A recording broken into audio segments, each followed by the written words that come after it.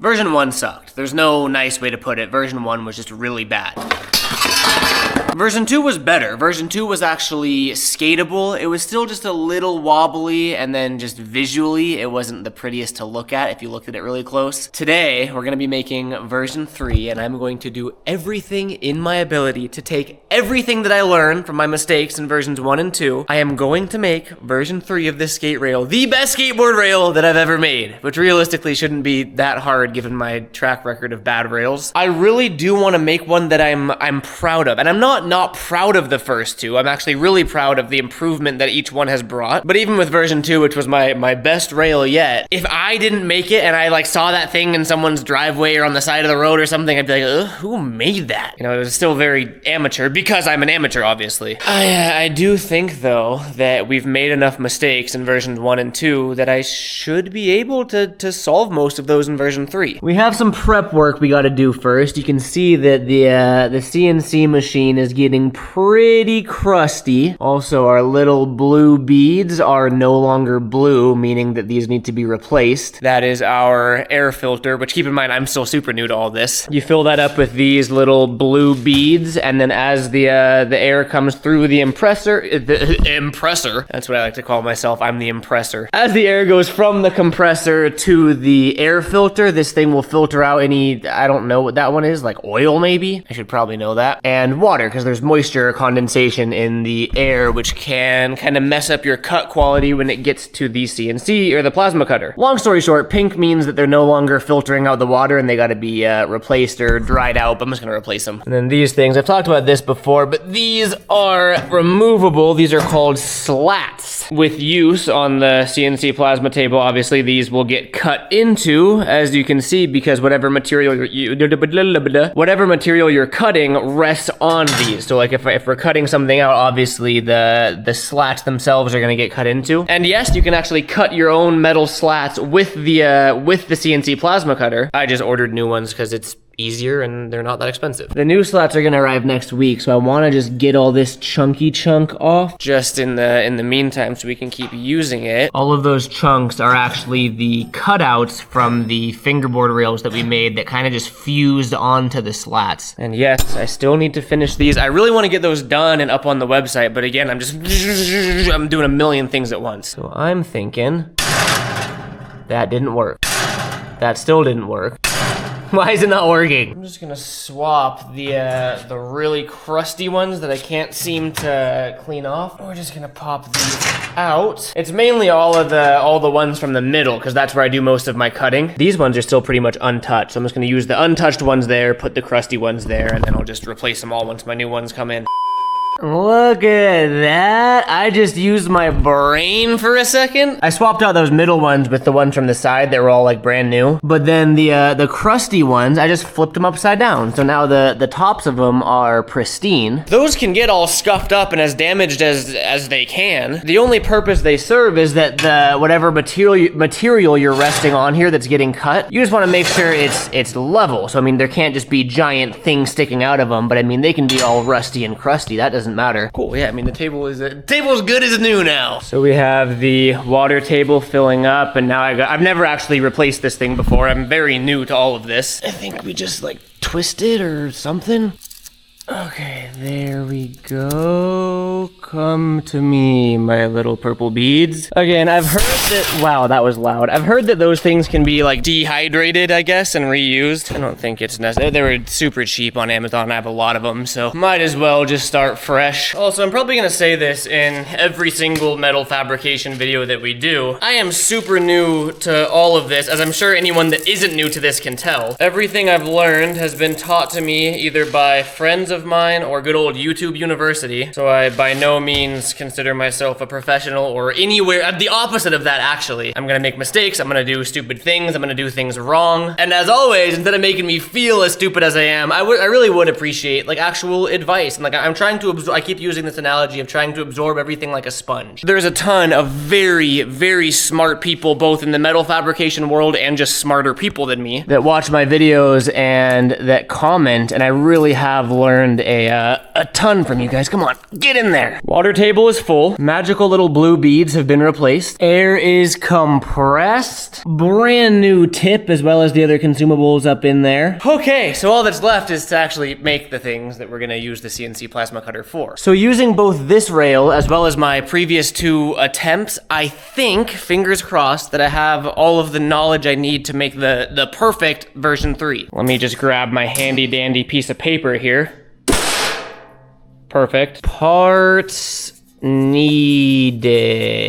Boom. We're switching this up actually and doing 10 inches. I'll draw a little diagram in case you don't know. Wow, that's bad. And these are gonna be 1 foot and 11 inches. I'll explain why later. Oh yeah, then we gotta draw a picture. It's gonna be like, the pictures are pointless. This one is going to be a 3 by 3 inch square. See, look, a square in case you didn't know. The actual rail itself, obviously. And this one now is going to be 10 feet long, and we're still going for that little end kink just to keep the theme going that we've been making. Damn it, I didn't mean to add the feet. No, I can't erase it. Okay, get rid of the feet. No, you don't see those. And then we have the triangle support bracket thing that has a name that I forget. And we're making that 4 inches by, let's do 2 inches. And that's gonna be a triangle like that. And we're gonna have the GG inside of it for fun. So this very professionally put together and labeled list is exactly everything we need to make version 3. Oh yeah, and this is notched. See, look at that. Makes sense, good. Also, the homie Ryan just showed up. Fresh kicks. I gave some kid my other skate shoes because his shoes were destroyed. You're actually not allowed on this property without Cariumas. Oh, what if that was like an actual house rule? Like you had to have you couldn't come on the property with any other shoes? Are you ready for version 3.0 of our skateboard rail adventure?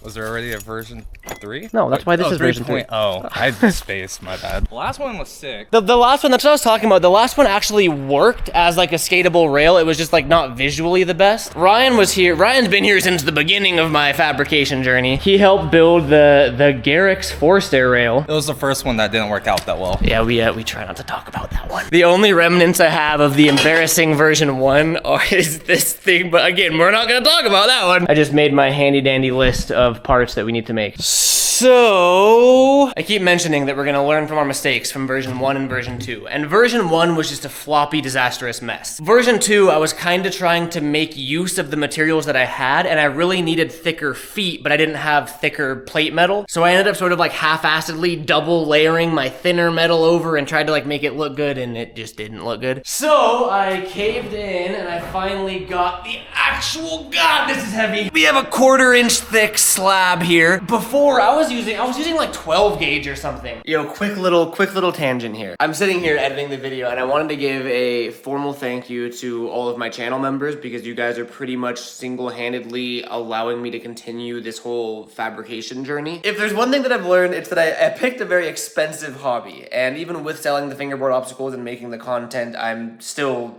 whatever the opposite of profiting is. Buying equipment, buying machinery, and then obviously the main one is buying the actual material, buying the metal. It adds up really fast. I am in such an amazing position that I'm able to monetize my learning process through creating content. And then also, and the reason I wanted to film this is that 100% of the revenue that I made from channel memberships from my last YouTube paycheck went right back into buying more metal to make this rail actually on the video that we're watching. Again, I just wanted to thank my channel members for taking some of the financial burden away from this very expensive hobby and continuing to allow me to progress at the rate that I am because I'm able to get material and the tools that I need. So thank you very, very much. I'm gonna have a link in the description if anyone else is interested in joining as a channel member and supporting. Obviously, no obligation whatsoever. Just wanted to say thank you, and now back to the video. This 1/4 inch plate metal is still going to be thicker than version 2's double layered 12 gauge feet, in turn to being thicker and helping prevent the bend and warping. It's also gonna add a ton to the weight because I'm doing the feet with that 1/4 inch and I'm doing these little triangle brackets that I forgot the name of in that same 1/4 inch. So by making the feet heavier, it's also gonna help with that tilting action as you hit the kink at the end of it. And then well, I guess this wasn't like a learning from my mistake. This was just me having a truck and being able to store store more now. Instead of an 8-foot rail, we are going to be making, oh man, I almost just knocked over the camera. We're gonna be making an Extendo 10-footer today. The other revision is because now we have a 10-foot rail instead of an 8-foot rail, we're gonna be adding another middle support leg there. This is an 18-footer, so that has 2 supporting legs in between it. We're just gonna be having 1. But if we add to our beautifully executed diagram here, it's essentially gonna be looking like, so yeah, kind of like that. So this is probably getting repetitive to a lot of you, but it's sort of the repetition that I need to actually get better at what I'm doing. So here's me trying to make all the parts. I started with a little triangle bracket, and I kept running into an error that I eventually figured out was because the font I was using was too thin. So that actually took kind of an embarrassingly long time. But I still think it's cool to document the whole process of it, the whole workflow.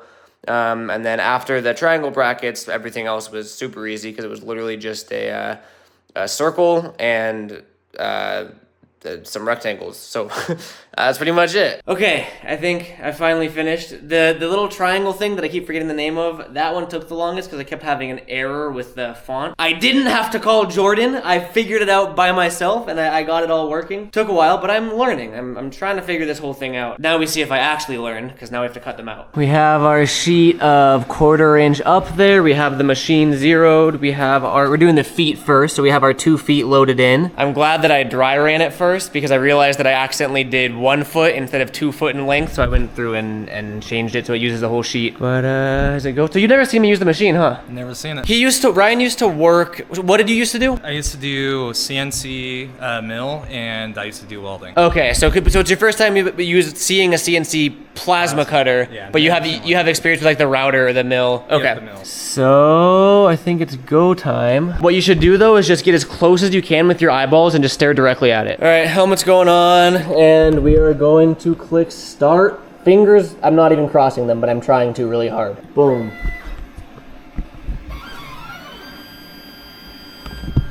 I forgot to uncheck dry run. Okay, turn off dry run, and now helmet's going on. And now we wait and see.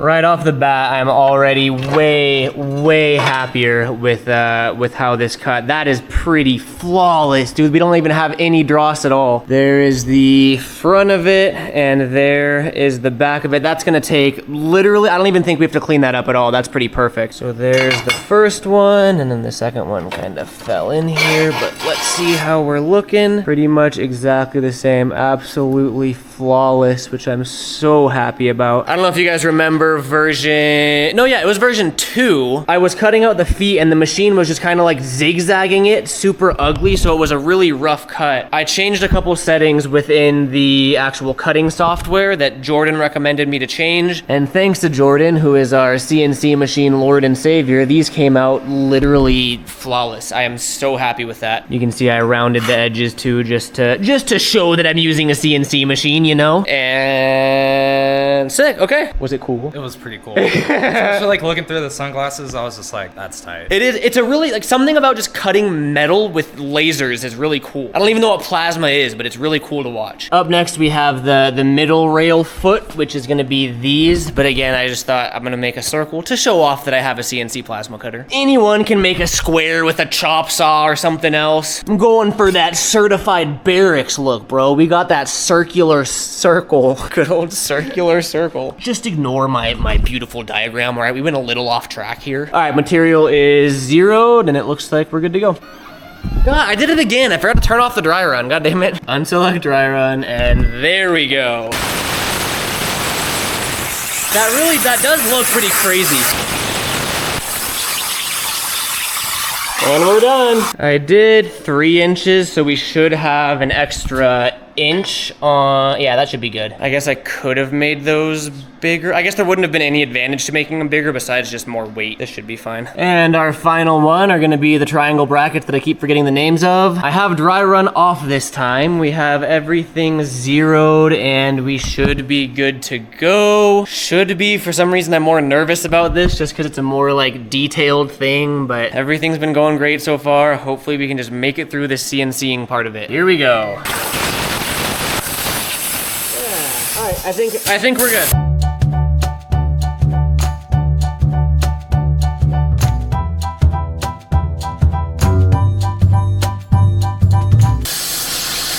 And we're looking good, I think. These ones are gonna need a little bit of cleanup, ever so slightly on the dross on the back there. I made a couple changes. Ignore the peeing sound in the background. I'm draining the plasma table. I made a couple changes. I really want version 3 of this rail to be like my prized possession, like my best creation yet. I don't want to half-ass anything. Our little triangles and our little circle, how I mentioned like, oh, maybe I should have made this bigger. I know the saying size doesn't matter. You know what? It does. Old circle, 3 inches. New circle, 5 inches. I just want that extra weight on the bottom. Old triangle, new triangle. This is 4x2. This is 7x4. Again, these will actually serve a purpose because it'll go wider on the foot, which will actually offer it more stability and less chances to bend, plus a lot of extra weight compared to this as well. So we have our feet, we have our little triangle things that I forget the name. What are they called? I say joist. I think joist is definitely more correct than what I've been saying, which is triangle thing that I forget the name of. There's another like no, what is it, dude? There's a word for it, and I was saying it, and I felt so smart when I was saying it. Now I forgot it. Whatever. We have the feet, we have the triangles, and then we have our middle foot thing, which, like I said, that is going to be the equivalent of this. Now, oh, I also came to another realization. This was just me being dumb, but I really love this rail because it's 1 foot tall. So both version 1 and version 2 of our rails were 1 foot tall. The thing is, I was cutting the legs 1 feet tall. This part was 1 foot, but what I wasn't accounting for was that this is 2 inches. Therefore, from the bottom to the top was 14 inches. And this whole time, where's that tape measure? This whole time I was going for 12. What I'm gonna do differently is what I should have done from the start, where the legs themselves are actually 10 inches and the whole rail is 12. We're doing this one right. So, you know, this is where our scrap metal comes in handy, because this is not long enough to be a skatable rail, but this is perfect for our legs. We might actually be able to get all 4. Wait, how many are we doing?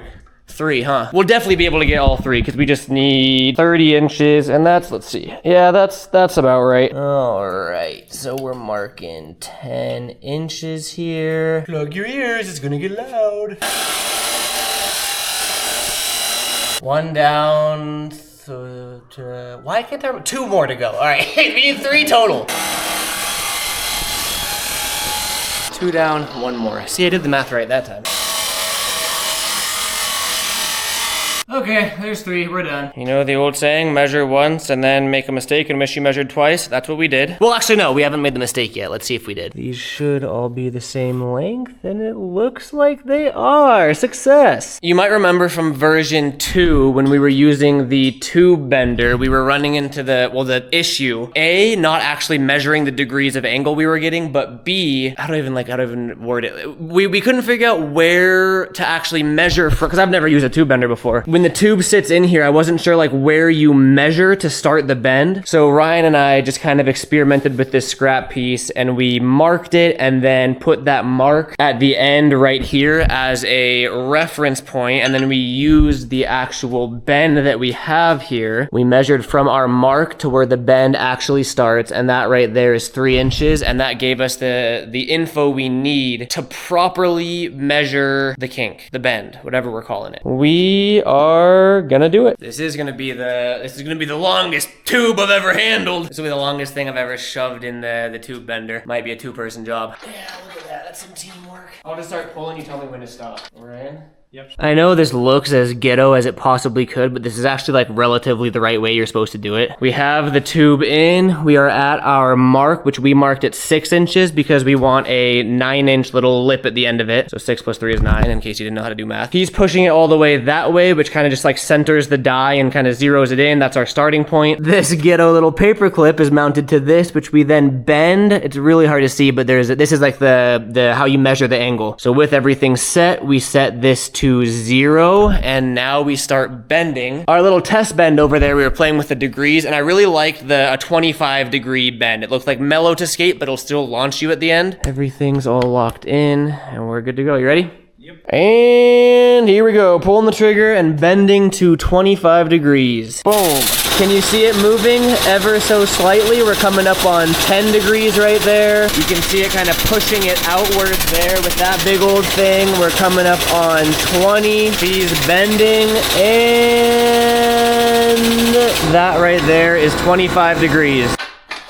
And we're free. Now I'm really curious to actually measure it to see how accurate we were. So we're measuring from the start of the bend right there to the end here. Literally 9 inches on the dot. That could not be more perfect. Hold it up. Let me see the curve that your pipe has. That looks so perfect. Sick. Okay. By the way, I'm never letting us live this down. Let me just push the tube bender back, you know, cause it's on wheels and all, and we can do that. In case you don't get the inside joke, it didn't used to be on wheels. It used to be bolted into the ground, and then I myself fabricated this little caster wheel base for it, and I'm very proud of my work. Look at that. I mean, being able to have that be portable is so nice. Really just stroking my own ego there. Okay. Triangle things, middle foot thing, end feet, the rail itself, and the legs. The 5th and 17th and final, 6th and final, I don't even know what step we're on. The last thing we need to do before we start assembling it is to use the tube notcher to notch the tops of the legs so that the rail sits in it perfectly. We learned how to do that with version 2 of the rail. Everybody's favorite part. We get her nice and lubed up. And now it's kind of like a time-consuming process because I gotta go pretty slow. But I mean, I guess I'll just show you guys at the end because it's really satisfying when it cuts all the way through. See, that's so satisfying to me. Consider our tube notched. It's a pretty repetitive process here. We have one of our tubes notched and we have 2 more tubes to notch, so we're gonna go notch those 2 more tubes. And there's number 2. There's our 3rd and final one.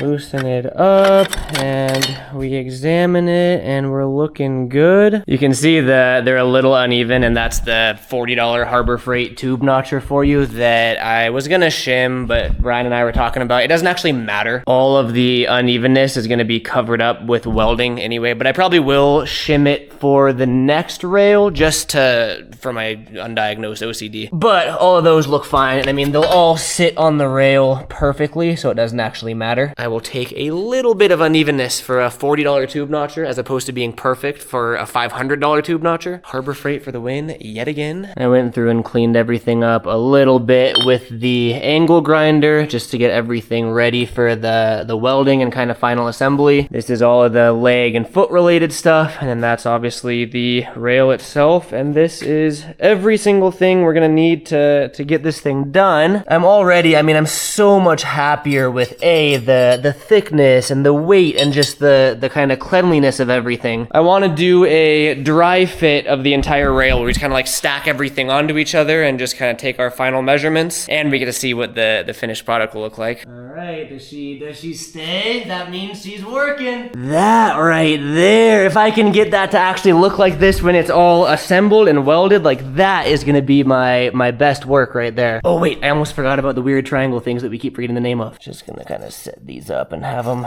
oddly uncomfortably balancing for now. Yeah, a little something like that, and a little something like that. Yeah, see, that is a rail, ladies and gents. I want just a rock solid, that's weird to say that for some reason. I don't know why rock solid is just a dirty term in my head. I want just the firmest, nope, that's not any better. The most strong? Stable, that's a good word. I want no chance of movement, and I'm really glad we did the bigger circle there too. Dude, I mean, yeah, it's time to assemble this thing. The extra 2 feet is really nice too, because before we were doing 8 foot, which would have put us right Damn it. 8 foot would have been there. The extra 2 feet for the full 10 foot's nice. Because, I mean, you can skate it this way, and now you have a full, like, not without the kink, you have a full, you know, 9 foot rail. Damn it. Or with the kink.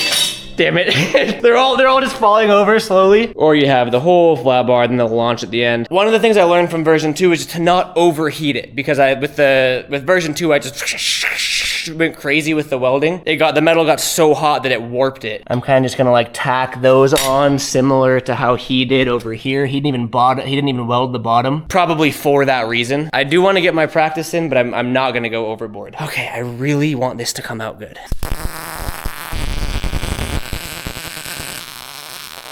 Okay, so everything is just lightly tacked together right now. We have the rail the legs to the feet and the little brackets to the everything. Everything's just tacked in place now. Got our first full leg set up. Got our second full leg set up. And then I'm just gonna start going to town and actually welding it all. I just need to be mindful of taking too long and like overheating everything. This is way thicker than what I was using, so I think I should be fine, but I might not do like full weld all the way across. I might go like down and then like a little strip there, a little strip there. I'll kind of see what I can make look good, or as good as my welding ability is at least.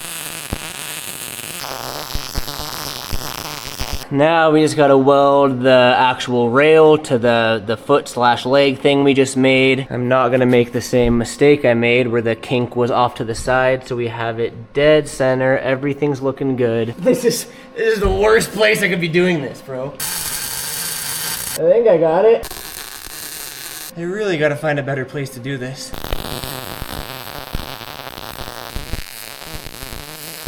There it is. We're done. Oh wait, no, the middle one. God damn it.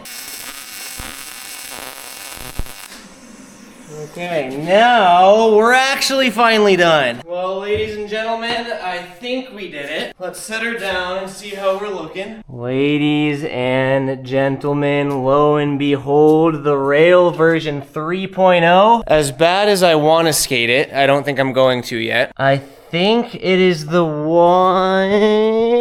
I mean, it looks good. I gotta paint it, and I really want to skate it, but to skate it, I have to wax it. I'm not gonna paint over the wax, because then I'll have to sand the wax off. I'm just gonna get it painted. And I guess after the paint dries, we can just turn on all the lights in here once it's dark outside, and still have like a little indoor session on it. I know that if I don't paint it now, it's never gonna get painted, and I still haven't even painted one of the rails I've made, which means I've never actually finished one. We're painting it. I have this paint left over still from when I painted the feet of the barracks rail, which will be kind of cool because it'll match everything else.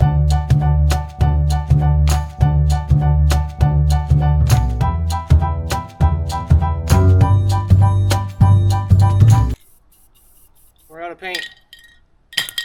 That's it. Now we finally have our first ever finished rail. Oh my god, that took too long. 7:20 p.m. These are not like a very cost-effective or time-effective thing. They're expensive and time-consuming. It sure is fun though. It feels really cool to actually be able to create something like this. Now we just have to wait for it to dry so we can actually put it to the test.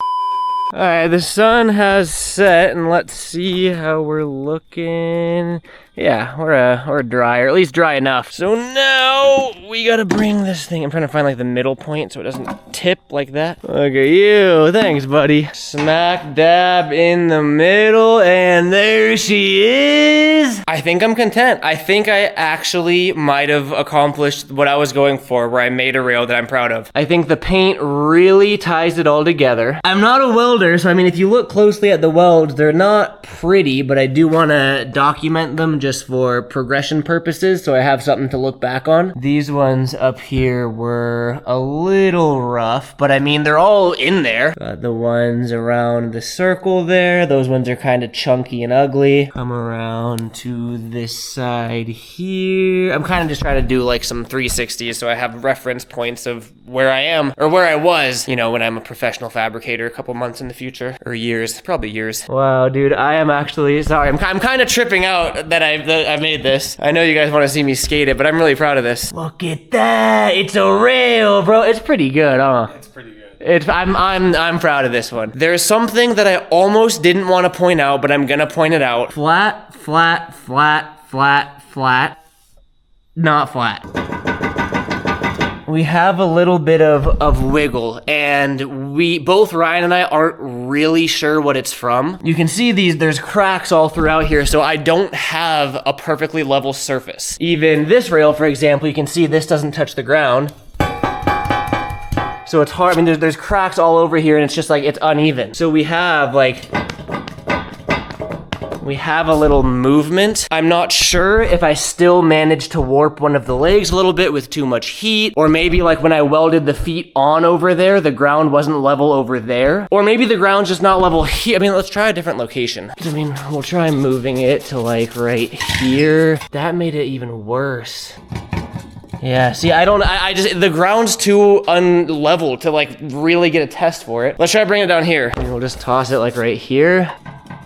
Yeah, we still have a little bounce, and I'm not sure. It sucks. I don't know if it's the rail, if the legs are warped or uneven, or if it's the ground. Let's try it on the mini ramp. Ooh, that's a good idea. I just don't want. I don't want it. Because I know the mini ramp's level. I don't want it to not be level. I have a feeling we're still gonna have some wobble. I probably just welded it on uneven ground. We do have a little wobble, dude. Yeah, I mean, it'll be skatable. At this point, it is what it is regardless, so we'll, let's see how it skates. That's all that really matters. This is gonna feel like illegal ruining such a nice looking rail with wax. Oh, we just gotta do it. Oh, she feels smooth, all right, let me tell you. I think we killed it on the kink. The 25-degree angle looks pretty perfect. All right, we're making her probably a little bit too buttery, but that's too late to change that now. All right, I guess we're just gonna try skating it. We'll start with the basics, board slides, whatever. So far it's solid. It's going to drive me absolutely mad about that wobble. Is actually gonna keep me up at night, and I'm not gonna sleep because of how it was so close to being so perfect. And like, it's probably still gonna skate absolutely fine, but just the fact that I know that's there. I think it's clicking what happened. I think when we welded the legs on over there, the ground isn't level over there. When I welded the legs and everything sat flush over there and it looked perfect, when we bring it to somewhere that's more level, it's not actually level. Really, really frustrating, but so far, I mean, it's skating okay. It feels good. How does the wobble look from like a third person? It really doesn't look bad. Not terrible? No. I feel like because I'm so obsessive, it's all I notice now. But like if I found this on the side of the road or at some DIY spot, like I wouldn't think twice about it. It's so, like this is how my brain works, bro. I hyperfixate on things and it drives me mad. I guess version 4 will get the perfect. There's no such thing as perfect, dude. I guess we gotta try the kink, huh? Damn, look at that rail though. Look at that rail though! Oh, that's slippery! Did we get any lift up action? Nah, we are not. There's no way that we're gonna get, because that was one of the problems with version 1 and 2, is when you put pressure on the end of the kink here, the other end lifts up. There's no way! I think the extra 2 feet of rail and all of the added weight mitigated that perfectly, which is nice. The kink looks like it's going good. Yeah, it feels good. Gusset! Is it gusset? It's a gusset! That's what it's called. Dude, that's so fun! It may actually be called a gusset, the triangle things, but we're gonna stick to calling it the triangle that we don't remember the name of what it's called. I kinda wanna try bending it back. We are too goddamn close to let this rail get away from me. We're performing emergency surgery. We're gonna fix this. Rail doctor at your service.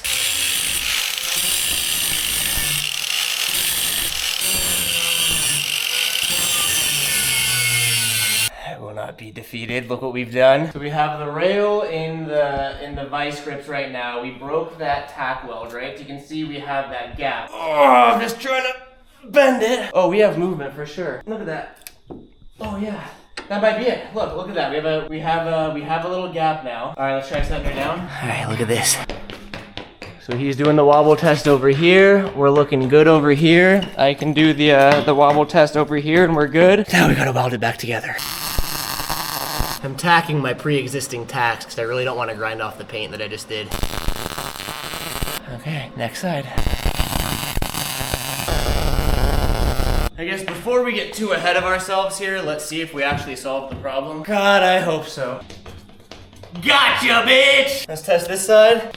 Look at that! I'm doing the wobble dance and we got no wobbles! Oh my god, bro. I can finally sleep. That was literally gonna keep me up at night. Thank god. There's no more paint left. I tried to like wipe away as much of the brown as possible. It's a rail, no one's gonna notice. Yeah, that's fine. I care so much more about the rocking being gone. If I care, I can go buy another can of spray paint. Do the wobble dance. Look at that, no wobbles. Okay, let's resume the session. Dude, it's so much better. Oh my god. I just realized, so version one we did board slide and 50-50, and that was all we could do because the rail was so sketchy. Version 2 we could actually session 50-50, back people, front lip, front smith, crook, nose grind. I think that's it. This one is like, I don't feel limited by the rail at all. Like I'm limited by my skill ability. I want to try front feebling the kink because it was too steep in version 2. And I mean, let's just try to knock out like 10, 15 tricks, just kind of back and forth.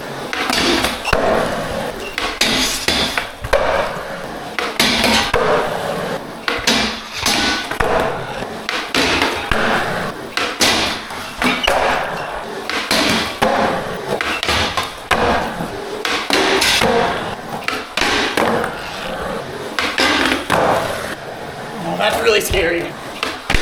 Oh, that's what I'm scared of. There were two things going through my head, and the first one was just like sticking and then just getting penetrated by the kink on the end there. And the second one was slipping out and just going right on the kink. Instead of doing either of those, we're gonna land it.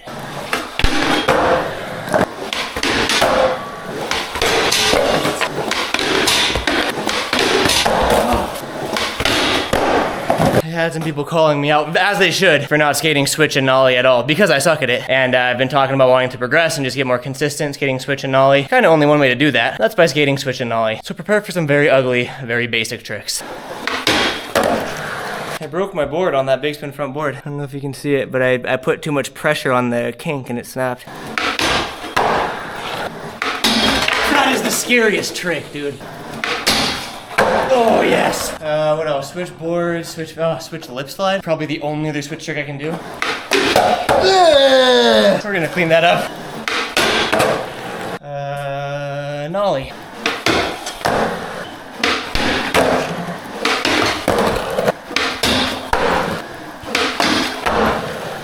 I think the creme de la creme for tricks that I can't do, or things that I'm scared of, I should say, is the switch 50, but let's try to up it, and we'll try to switch 50 the kink at the end. And I mean, bro, this is like, I can skate this rail like I would skate any skate park rail anywhere. The only thing limiting me is my own skill now. This rail is like, now that we fixed that little wobble, this is the one. Like I would buy this rail. I love it. I'm so content with it. I'm so unbelievably proud that I made it, that we made it. Ryan helped. I just sat here, really.